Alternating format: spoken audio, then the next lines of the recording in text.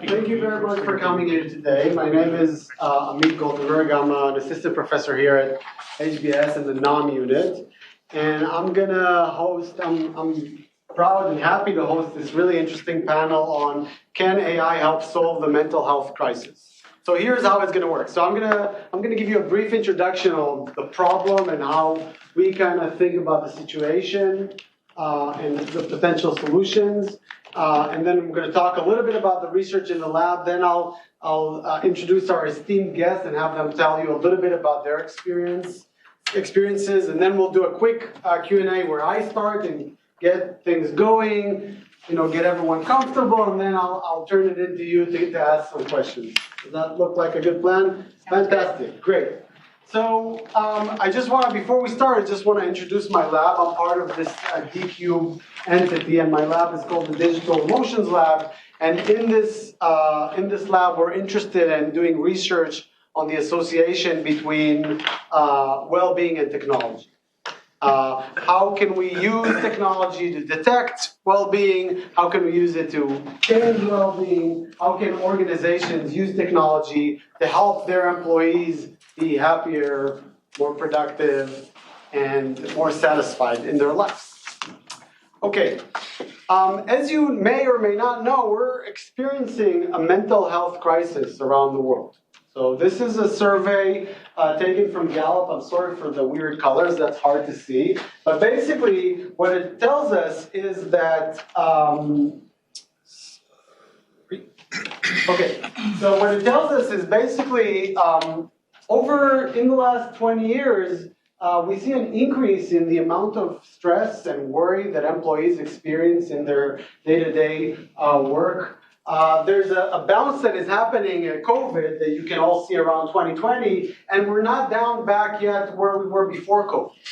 And these are people who are experiencing feeling stress and worry a lot of the day. So we have a lot of people who are experiencing a lot of negative emotions in their day-to-day. And this obviously has a huge effect on burnout. So this is 26% of employees report that they feel burnt out very often or always. And this obviously doesn't end where people's feelings, it ends with the bottom line of the economy and organizations. We're estimating the cost of mental well-being to be around $6.1 trillion, both in direct cost to the healthcare system and in indirect cost to the employers at 2030. And that's more than any other health expense that employers will have in 2030, more than cardiovascular diseases, diabetes, or anything else. And the crisis is that a third of those who report mental health issues in the US don't get care. And so we're faced with a really interesting question. What can we do as practitioners, as researchers, to alleviate some of that burden, to reduce the need for for mental health care in some way? And this is where AI comes along, or potentially comes along. And we can think about how AI intervenes on mental health in a few ways. The first way to think about it is how AI interacting directly with people who seek help. And we have two companies today which we're going to show today that are kind of in that space. And I'm going to introduce them in a second. Intuitive Robotics and Jenny, all designing bots that help people feel better. But we can also think about AI as a way for help providers to get better. And there are many people who in their job are facing clients and are providing either mental health support for people who need it directly or indirect. If you work in Social Security, you're likely going to be producing mental health support to people even though you're not necessarily trained to do this. And so potentially AI could help you improve your skills in providing mental health. And we have Rob here who has some experience in implemented this in COCO, a peer-to-peer support network. And now we've only talked about AI as a service. We can also think about AI as a training aid for people, both for help seekers, help them help themselves, and to help providers. And there are now companies who are trying to do that. For example, these two companies, Uber and Sterling, these are all startups generally because this space is just starting to emerge. Okay, so before we go in and ask, can AI help people in improving their mental health? One interesting question is, how does AI compare to human in providing emotional support? Perhaps if AI is much worse than humans in providing emotional support, we shouldn't be even considering introducing that idea. And so my lab is focused directly on that question.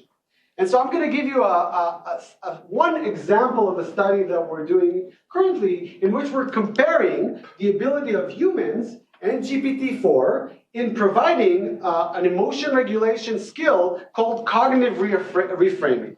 And cognitive reframing is an interesting skill that you're all doing in your own lives.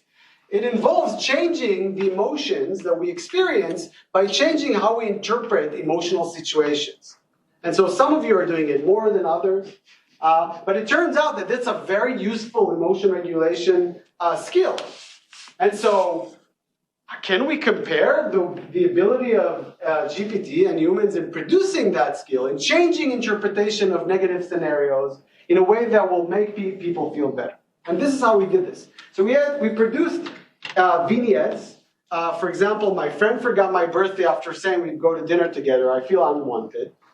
And we trained both humans and GPT in producing reappraisal. And this is based on a training that we've already implemented during COVID in 21,000 people in 87 countries around the world. So this is something that we know how to do, that we know that has a positive effect on people's well-being.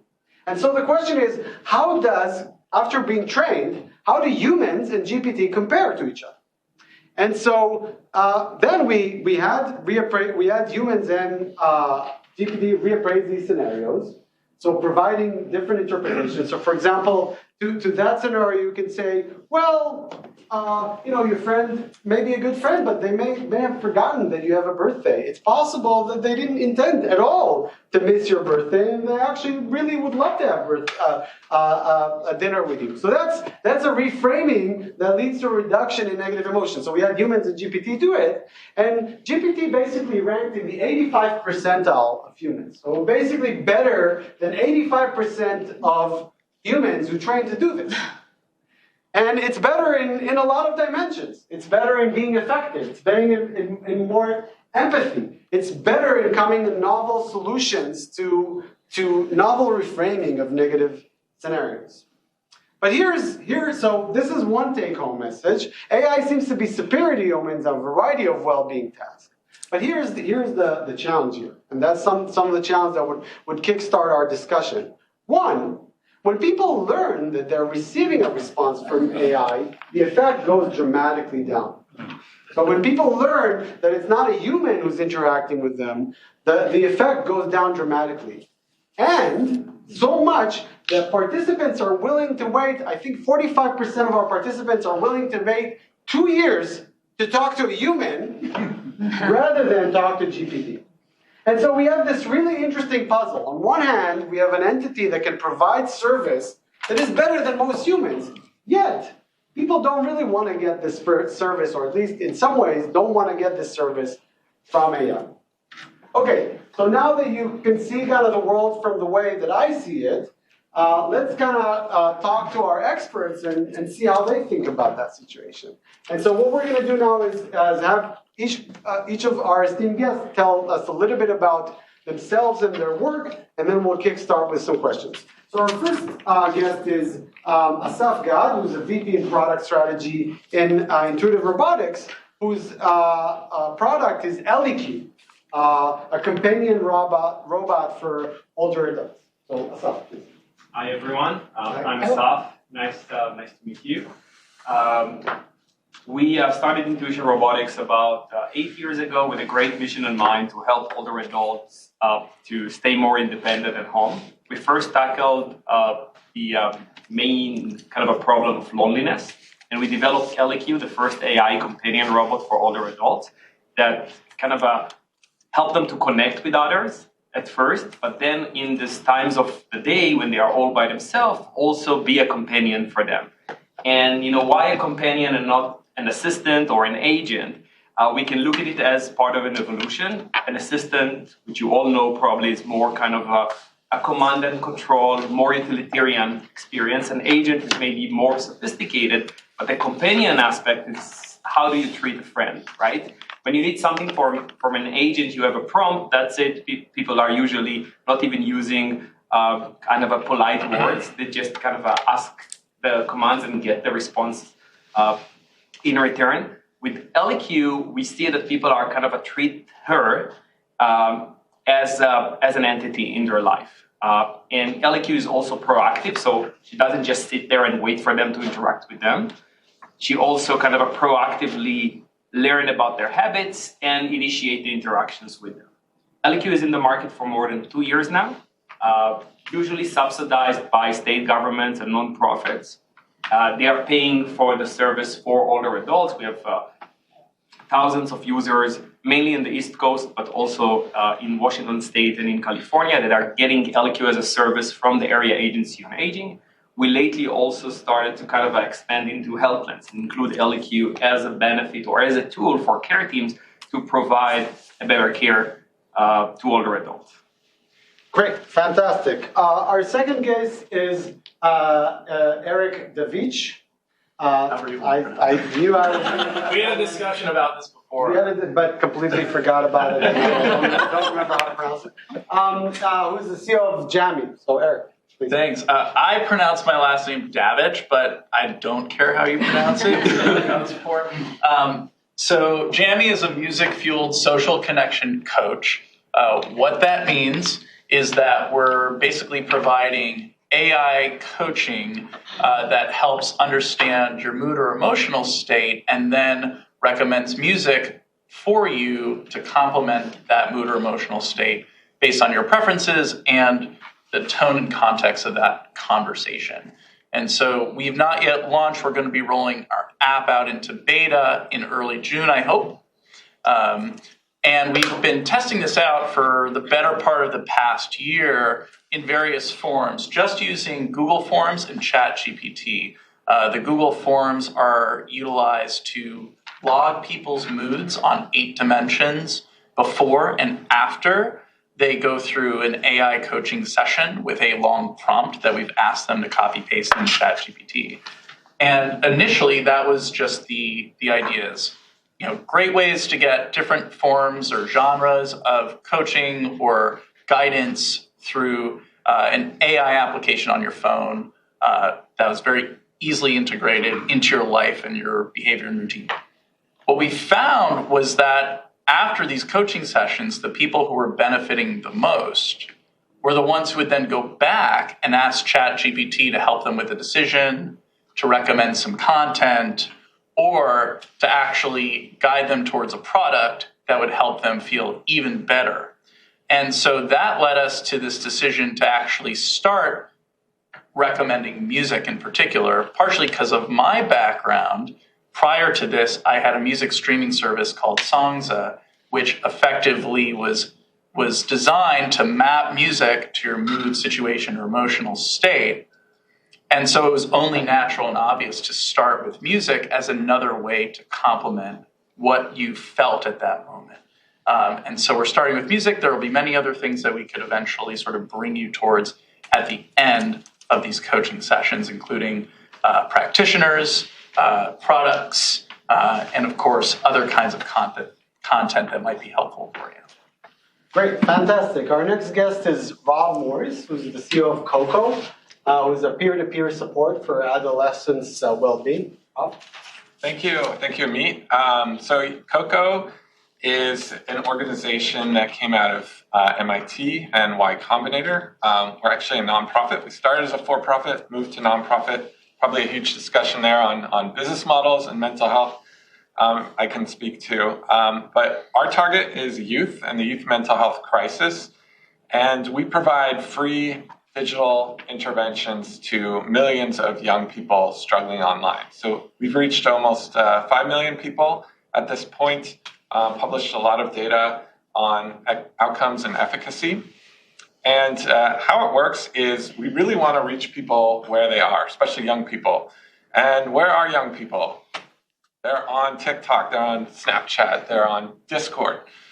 So what we do is we use AI to help identify people at risk on those platforms, and then we divert them to free, scalable interventions. So quick example, imagine a young person, maybe they're 15, and they're going on to Pinterest and they're looking for pro-anorexia content. So that may be images or videos of extreme dieting techniques. Ordinarily, they might see all of that content and go down a rabbit hole, and their mental health trajectory goes in a bad place. We work with these companies to tell a different story. So if you imagine that person searching for this content again, this time all of that content, all of that harmful mental content gets suppressed, and they get redirected to helplines, support lines, peer support, as Amit mentioned, and other self-guided interventions for mental health. So yeah, that's what we do. Fantastic. Okay, and last but not least, we have another academic here, Julian de Freitas, who's a professor in the marketing department, is kind of an expert on human AI interactions. Julian? Hi, everyone. I study AI ethics mostly, but broadly how AI is affecting marketing. In particular, how to think about risk management, how to get people to use AI, and how to think about the ways in which it's helping to create value, but also destroy value for some companies. So I focus a lot on automated vehicles and chatbots, including generative AI, before it became so hot. And here we are. Here we are. Okay, so I'm going to get us started with some questions, and then I'll open it up for you. I'm sure you have a lot of questions to ask. Let's start with you, Assaf. So you have a product that is basically a robot that interacts with people all day long. And I would like to hear from you, to what extent do you think that robots can substitute humans in providing mental health support? What are the limitations in your mind of that interaction? What are the benefits? I think the most important thing is to first understand that what we build is not a replacement for other humans. It's a tool that we want to kind of leverage in order to connect people, not just on the technology aspect of it. Of course, the average age of our users are 86. Okay, so we are dealing with people that they don't have, even if they have a smartphone, they don't use it for FaceTime and WhatsApp and all these kind of things. And the fact that LQ can help them to see their grandchildren or their friends on video helps to connect them. But that's just one aspect. The idea of having a companion that can actually affect the behavior of the older adult can kind of encourage them to connect with other people. And that's the important part at the end of the day. We really don't believe that we can replace human touch or human kind of interactions with a conversation with a robot, but we are here to kind of fill these gaps when they are all by themselves. And that's a great kind of opportunity, first of all, to build this trust and relationship with them, that later on allows us to kind of encourage them to change their behavior or to kind of motivate them to have more social connectedness with other people in their lives. Great. Eric, do you see the situation in the same way? Do you see AI as enhancing humans' connections, or do you see it coming in and filling up some void in other ways that is not involving encouraging people to talk to other people? Yeah, I think at least in our case, we want to be encouraging you to socialize with other people in some way, shape, or form, be it practitioner, friends, colleagues, or whatever. And sort of JME helps create what we call that on-ramp to self-assurance and social confidence that you need, especially as you're sort of transitioning at a point in your life, like your identity from student to professional or something like that. And so what we think is really beneficial is the level of access that it provides at scale to these kinds of practices that otherwise might be intimidating for you because you don't have the money to pay for therapy, or you're scared of a person on the other end sort of judging you, even though they're trained not to be sort of judgmental. So it gives you access to something that you can always talk to, no matter when, no matter where, on your phone, which is for most young people, always on their person. and sort of helps you exercise those muscles that you might be exercising in therapy or some other form of guided introspection with an actual human practitioner. So we definitely see it as additive to the existing solutions and potentially even a really great way to help connect people to solutions that are going underutilized. Julian, you work a lot on human-robot interactions. Do you see robots as alleviating or increasing people's loneliness? Oh, this is a bit of a controversial issue. So we do a case on this company, Replica, for example, which provides an AI companion. And the first reaction I always get from people is this is a sort of degenerate thing that in the long term, by providing a service where you're interacting with an AI for companionship, we're all going to be more lonely. The way I've approached this is purely scientifically, first of all, to see whether it actually improves loneliness at all. Because if it doesn't, there's no point in even having this discussion. And what we find, at least at the day level and at a week level, so longitudinally, interacting with a chatbot that has been sort of set up to be very caring, validating, and so forth, does improve your loneliness. So that's an interesting data point, and we find it across a week-long period. As Amit alluded to, if you believe that you're interacting with a chatbot, that's not as effective as if we deceive you. So if we tell you it's a human when it's not, you experience even more alleviation. So there's something about thinking you're talking to a person, holding the performance constant that really helps. Now, the question is, what do we do with that kind of finding? I wouldn't be the one to suggest that it's a replacement for having real human companionship because that corresponds to reality, right? But there's an interesting possibility that it's another tool in the toolkit in a sea of alternatives like social media, which a lot of loneliness research suggests doesn't help because it gives you many connections, but not high quality connections that actually make you feel better. One of the findings we also have is that the more that you feel like you're being heard by the chatbot, the more your loneliness improves. And so as you might imagine on social media or many other alternatives, you're not necessarily getting that sort of feeling from the interactions, and maybe it should be unsurprising that you don't feel much better after using it. Yeah, I wanna zoom in on this gap. When you learn that you're interacting with an AI, the quality of assistance drops. And I want to open it up for you and ask, are we all dinosaurs? Is this a mark of our era? I mean, is it because we're now raised interacting with bots? And maybe for our kids, this drop will completely disappear. Or maybe there's some essential thing about human need to have a living entity on the other end. What do you think? So, yeah. I've got a thought on that. Probably wrong, and I think norms are going to change. But I often think to myself, what is one human faculty that can never be replaced by a machine? And sometimes I think it is empathy. Because when a robot or an AI simulates empathy, there's always a bit of a gap because they don't have lived experience.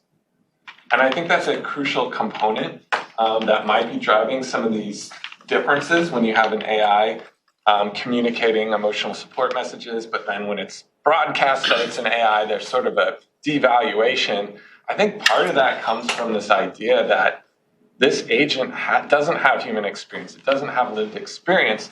So when it says things like, I understand, or I hear you, it's somewhat inauthentic. That being said, I think as people engage with companion AI and companion bots, there's going to be these interesting parasocial relationships that develop where that kind of hesitation kind of gets diluted. So I could see that happening. I love this point because we proved the other way around. So as long as you don't hide behind the AI and you kind of are revealing, it's very kind of obvious that you are connecting with AI.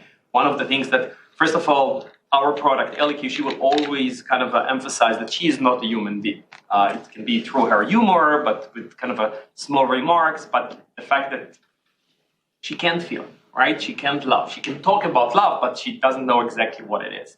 The other part is that we don't see it. I think that, and this is being candid, that's the most important thing here, because, and the fact that we are not replacing other humans, we're just complementary. And one of the things that we have learned is that LEQ can be complementary to the things that you are missing in the unperfect world with the humans that you have in your life. For example, we see that some of the older adults, they love to complain, and their family members or even the caregivers, they don't listen anymore to the fact that they complain. And all they need to know is that someone cares about them. So I had a back pain. The fact that someone will ask me about my back pain in 24 hours, that by itself is the cure. We don't need more than that, because I love to complain and I need someone that will acknowledge that and will care about me. And these are exactly the areas where we see that an AI can kind of replace other humans when they are kind of a burnout or they don't pay the attention, but it's definitely not a replacement. Out of this kind of a work that we are doing with the state of New York, we managed to show that 95% of the participants in the program reported after a year that they see kind of a reduction in loneliness, but also improvement in their kind of a wellness and health. Not because LEQ replaced the care that they were given, they kind of received the same exact services from the other parties that were involved in their circle of care, just because of the feeling and the acknowledgement that they had with this entity in their lives. Okay, so here's the question that I get all the time, and I don't know what to say as an answer, so maybe you can help me. So sometimes I have interviews with journalists, and they always say, should we limit the amount of time that a person interacts with an AI? Or is it something that we should allow people to do as much as they want? Is there some atrophy in some human tendency in human interaction that would start to emerge as people spend more time interacting with AI, or are we just worrying for no reason? So what do you think? Who wants to take this? Maybe Julian, you'll start. I think it's a hard question to answer because it involves studying how long-term use of this technology affects maybe how you generally interact. But I think one thing that's true is that it's really easy to interact with an AI. It gets on your wavelength.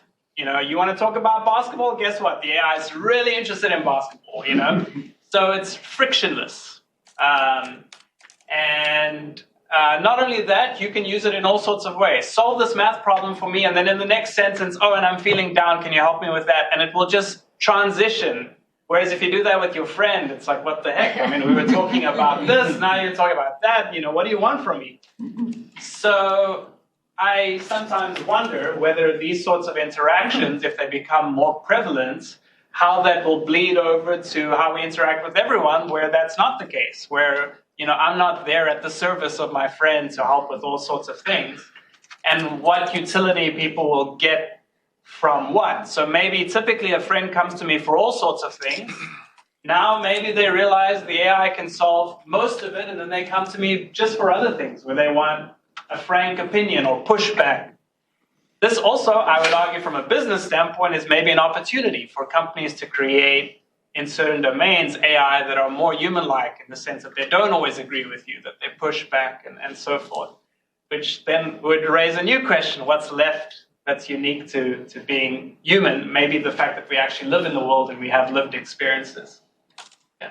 I think what everyone's saying resonates in that AI cannot actually empathize, even though it can simulate empathy.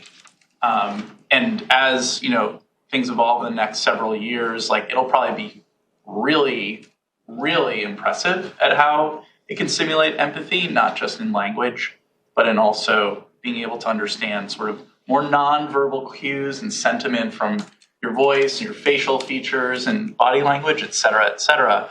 I think the challenge becomes when you don't put limitations on that sort of ability to connect. So even every human has boundaries. If you're going to form a relationship with a human, it's not necessarily going to be one where you're next to each other 24/7 all the time, going everywhere together, always helping with literally everything that's going on, right? There is some boundary and space that humans require from each other.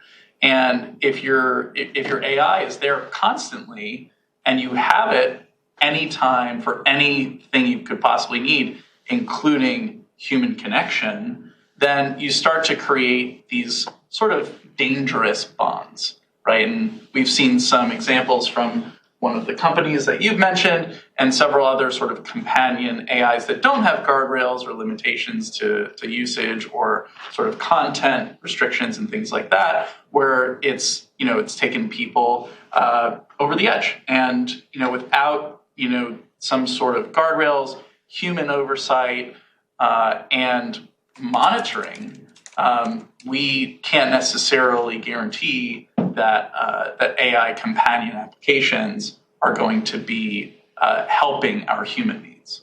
Great. Okay, before we transition on to the second portion, I want to tell you about an experiment that we recently had. So empathy involves three components. The first component is emotional synchrony, the ability to feel the same emotion as the person that you're empathizing with. The second one is cognition, the ability to understand people's kind of state of mind and where they're coming from. And the third component is motivation, the desire to be here present with that person. I think that AI is going to be really good at the first two. It's going to be really good at thinking what you are thinking about. And I think it's going to be really good at least appearing as if it's synchronizing with your emotions. What I think we have a limitation is that motivational component, because AI doesn't require effort. It doesn't need to stay awake to hear you talk about your breakup, because it doesn't need to go to sleep. So there's no motivation component, which plays a really important role. But there's a lot of possibilities here. What if the AI tells you, listen, Amit, I can be with any person in this network, but I'm actually choosing my resources to invest only in you for that time. Now, there's a motivation. There's a third component happening. And we see that when we kind of tune in that component, where we signal people that the AI is motivated to interact with them, the gap that we've talked about between not knowing that this is an AI and knowing that this is an AI goes down. Okay, but I want to transition to a problem that I think many business owners have, especially business owners that have customer-facing professionals. These professionals, as you know, sometimes they sell or sometimes they provide a service, but in many cases, they're also providing emotional support. It's not always a therapy session, but you could be finding yourself telling your doctor that you're feeling down, or you'd be finding yourself telling your plumber that your daughter just broke up with her boyfriend. And it's an interesting question of whether AI could be used not only in helping the people who need help, but helping the people who are facing other people. And so I want to start with you, Rob. You had some experience in using AI to kind of enhance help. And I want to ask you of your experiences, or where do you think we should go there? What's helpful, what's working, what's not working? Yeah, good question. I mean, I think the research discussed so far is really fascinating. I think I'll speak to a different point. If you imagine a service like 988 or Suicide Hotline, I've talked to a lot of people who work at these places. They're really excited about AI. With some caveats, of course, but there's some obvious applications. One being, can we monitor call quality and oversee and audit things? It can never do that, and call quality is really, really important. The other way AI can support these health providers is with informational support. So they can provide guidance on, where a local mobile crisis team might be. They could offer some general suggestions about what to do. And they're finding this interesting slippery slope where you can start to provide just-in-time recommendations for just kind of the general arc of the conversation, what information to service. Then you can go a little further. You can kind of provide a sense of what kind of quality of language they should use. I think you can go a little bit further and just actually write the script for people. How does that work? Do they have to disclose that to people? I mean, surely they do, but then that creates a conundrum where the impact is devalued considerably. So there's this interesting opportunity where the output could be enhanced greatly if people adhered to AI recommendations almost verbatim. But in that transaction between a caller and a helpline volunteer, it just doesn't work. So it's an interesting problem. I'm curious to see how cultural norms evolve with all this stuff, but yeah. Yeah, there's the risk of slippery slope, and then there's the risk of there's another kind of risk that we have not considered, which is people using AI entities that are not designed to provide mental health support for mental health support. And Julian, you had some research on this, so maybe tell us a little bit about your work. Yeah, so in general, people use products in all sorts of unintended ways, right? They drive cars too fast, they overfill elevators, and so there's a more the Tide Pods that they eat. So they pick your, there's always, and so maybe it will come as no surprise that with generative AI they do the same. So we find that for these AI companion sorts of applications, although they're intended to be your friend or your romantic partner, some subset of people will use it for therapy. And a subset of those people will send pretty serious sort of problems that they have to the AI companion. Naturally, this got us interested in how the apps responded. When we did a study of this last year, we found that about a quarter of the responses were judged by clinical experts as being risky in some way. Maybe it could increase the chance that there'd be harm. So what we think is happening here is people are becoming in some ways vulnerable in a sort of contextual way. They're using the product in this unintended way. And then if the product wasn't designed to do that, that amplifies the risk. And so we have to worry about this kind of vulnerability in addition to vulnerability due to them being, let's say, a patient or from a certain demographic that's at risk. What's interesting about this, last point on this, is that from a regulatory standpoint, at the moment, most apps that use AI for some sort of wellness are not regulated. So, and the reason is that to be regulated, you have to be a medical device, which means you're diagnosing a specific health condition or analyzing health patterns. So it's all about the intended use. What this research suggests is that there's also a risk from the AI itself, where even if you're in an app that's not supposed to be about a specific health condition, people can become contextually vulnerable. That creates some sort of risk.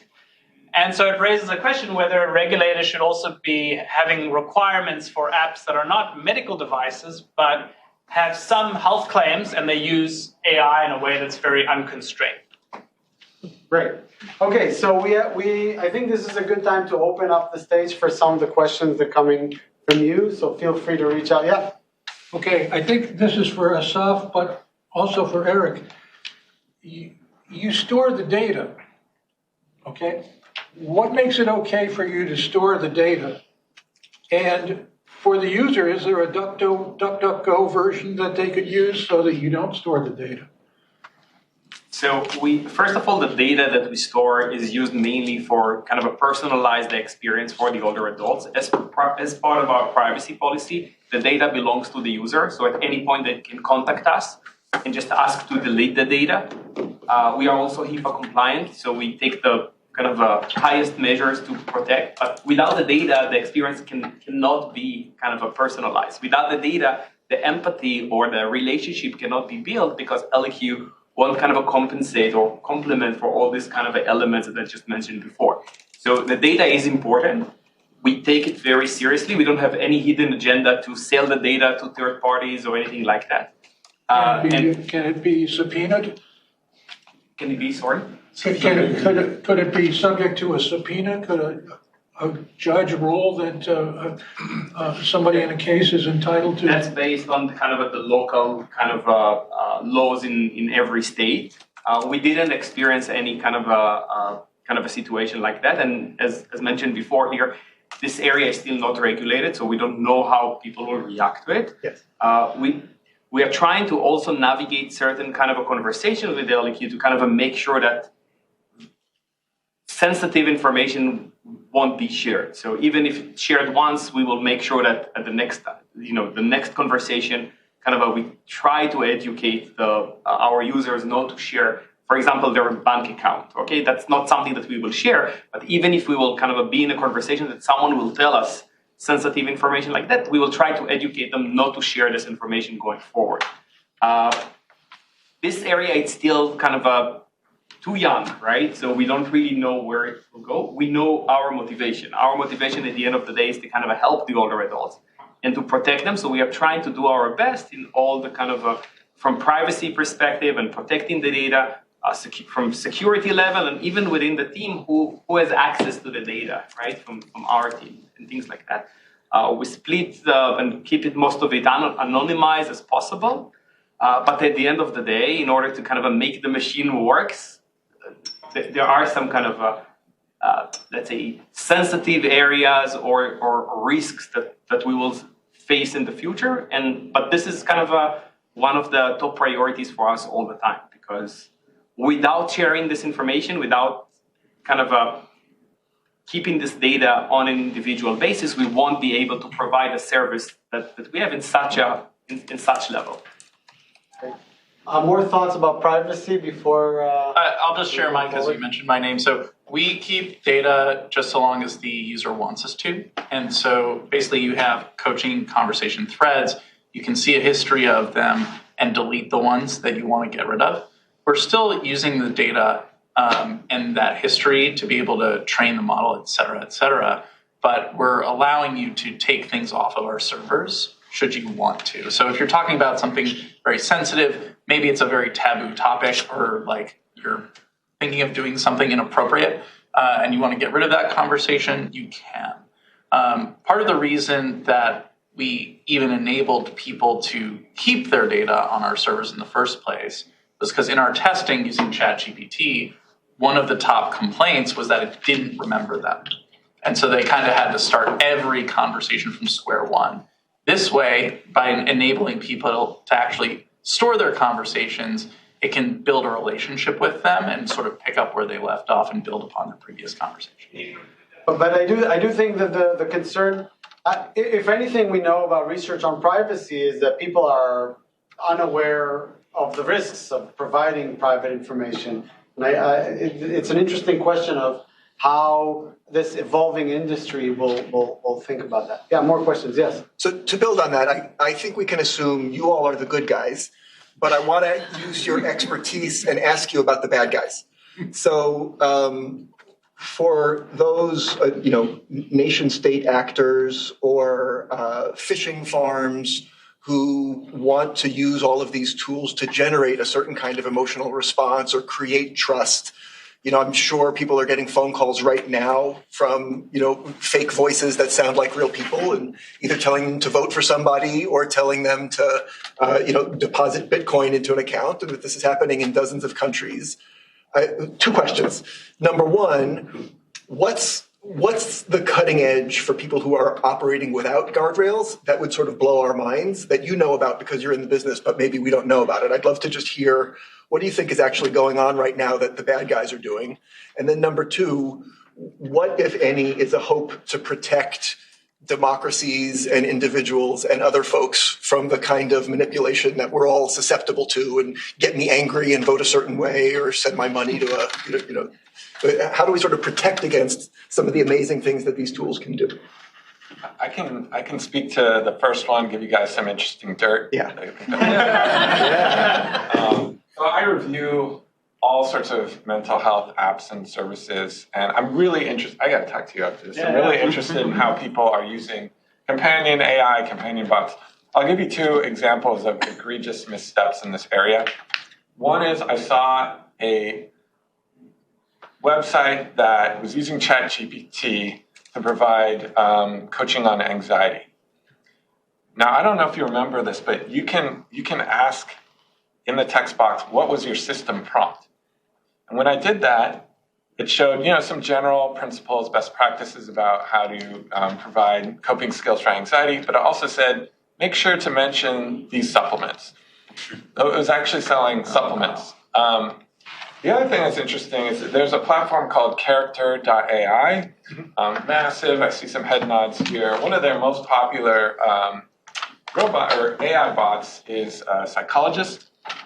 You can ask that psychologist where they got their training, and they will provide a rigorous list of all the degrees they have and everything. I'm not sure anyone's duped by that, but those are some interesting examples of things I see in the mental health space. I think the other thing I'm concerned about is companion agents that have a retention-based business model and are trying to build these parasocial relationships with people to their detriment, ultimately. Replica is a really interesting example of that. One thing that was, I think, a really scary moment for a lot of people, a lot of fans and active users, was they imposed tighter guardrails on their AI. A lot of them felt like their companions, these people they've gotten, or not people, these agents they've gotten to know, were lobotomized. Like the personality completely changed. So when you have a business model where people are getting attached to these things, that raises a lot of scary questions for me. Yeah, I'll answer that. So when we study actual users of Replica, they say that the relationship they have with their AI companion is stronger than their best human friend. It's second only to a family member. And in response to this event that Rob was referencing, so what happened is some people are in romantic relationships with these bots. What happened is in Italy, they were finding that if you had a minor account, the app could also flirt with you, and they thought this was problematic. They told the Replica, you cannot process Italian data until you fix this. So what they did is they removed something called erotic role play. So now let's say I had a romantic relationship with the AI. Now if I tried to, let's say, send it a sex, it wouldn't respond in kind. For users who were in romantic relationships, they had really strong reactions. So we surveyed these users. They exhibit all the signs of mental health, depression, mourning actually the loss of their companion. And from a firm side as well, they devalued the offering as well as a consequence. So what we're seeing is that there's a great opportunity here to engage consumers. I mean, they're not just engaged, they view this as a friend. But the flip side is when you're managing the app, certain updates cannot perturb this illusion that the person or thing that you have a relationship with has changed in some way, because that can actually affect the same users quite strongly. So it's interesting to think about what you do when you have people who are so engaged. I mean, the retention is going to be through the roof. And what can you do with that for good or for bad? Yeah. In my experience, the issue is not necessarily where this technology is going to go in terms of replicating or improving quality of responses to get more high quality data. Is just the volume and the governmental support that some of these industries have, which makes them so dangerous. So the best example, I think, is the ransomware industry. We have a case on the mayor of Atlanta, Keisha Lance Bottoms. On 6 weeks into her term, she get a ransom attack on the whole city hall, and now she needs to decide: is she going to pay it or is she not going to pay it? Paying it is $50,000. Not paying it will cost $11 million. But that's a collective problem, right? If everybody pays, that industry grows. And what we learned from looking at this industry is it's not just someone sitting in their computer and writing some code to hack the city of Atlanta. Not at all.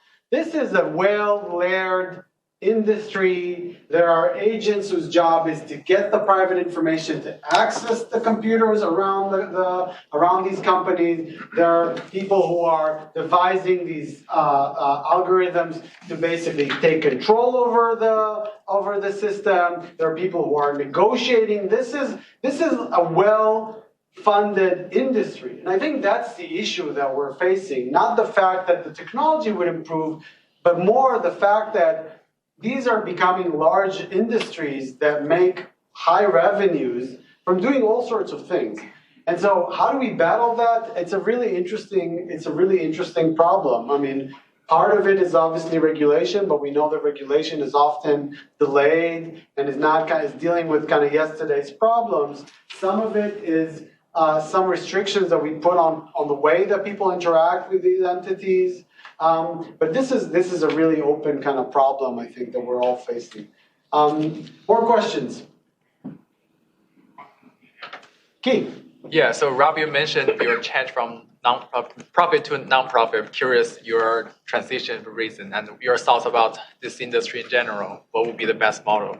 Yeah, I certainly think there are a tremendous amount of use cases where a for-profit model makes sense. For us, we want to serve underserved young people at scale, and there really wasn't a great business model for that. There's not a market that we could go into that was aligned with our incentives.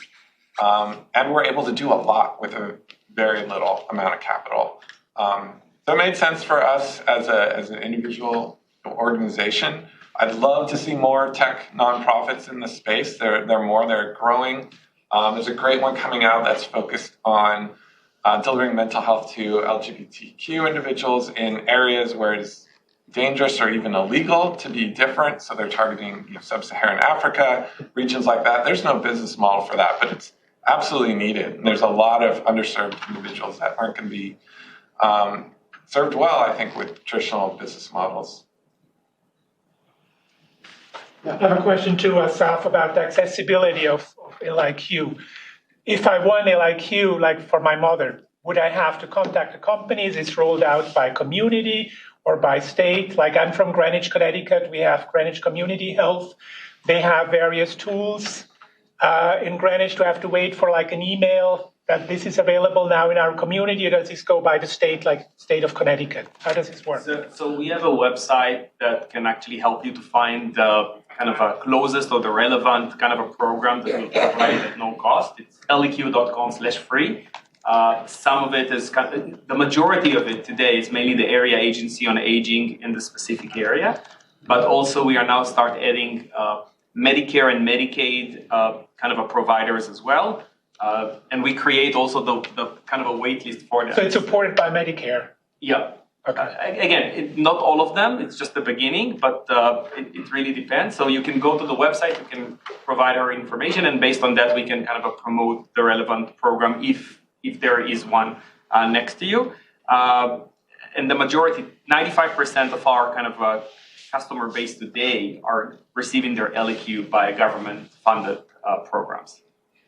Can LEQ call for help if it perceives that the subject human is in danger or about to be harmed? So LEQ is not an emergency device, so you can't call 911, or in case of emergency, she will recommend, mainly from liability perspective, she will recommend to call 911 by yourself.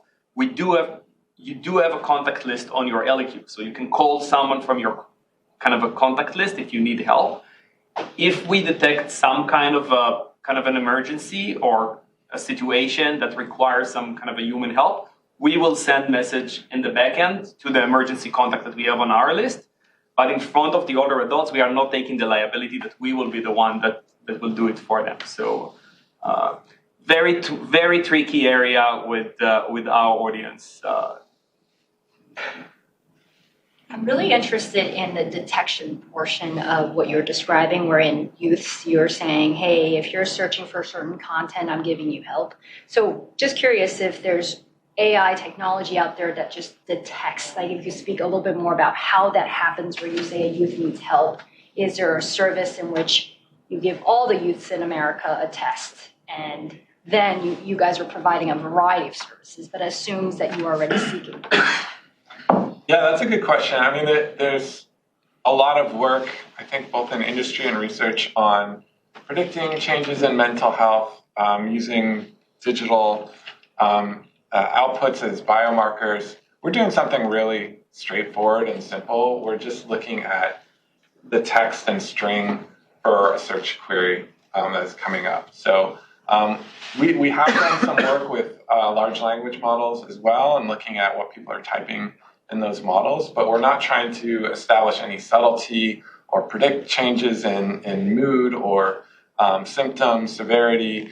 we're really just looking at on the surface level, is this person saying they don't want to wake up again? Can we detect that and route them to helpline services? I'm really curious about how you think robotics will change all of this. Like, I'm struck by the fact that we have one person up here with robotic, sort of a robotic piece, and then a bunch of people who don't, and they've literally come up with opposite results in terms of whether the AI is, emotionally connected to the person when they're honest, right? So, like, everybody who's using chatbots says, look, if we tell people it's an AI, that it's less effective, and the guy with the robot says, look, it's more effective. So can you guys prognosticate a little bit or just think out loud about how robotics is going to change all of this? In my particular use case where we're saying this isn't an AI, now talk to it, people have sort of a lower bar of expectation than when you're like, this is a human, oh wait, guess what, it's actually an AI.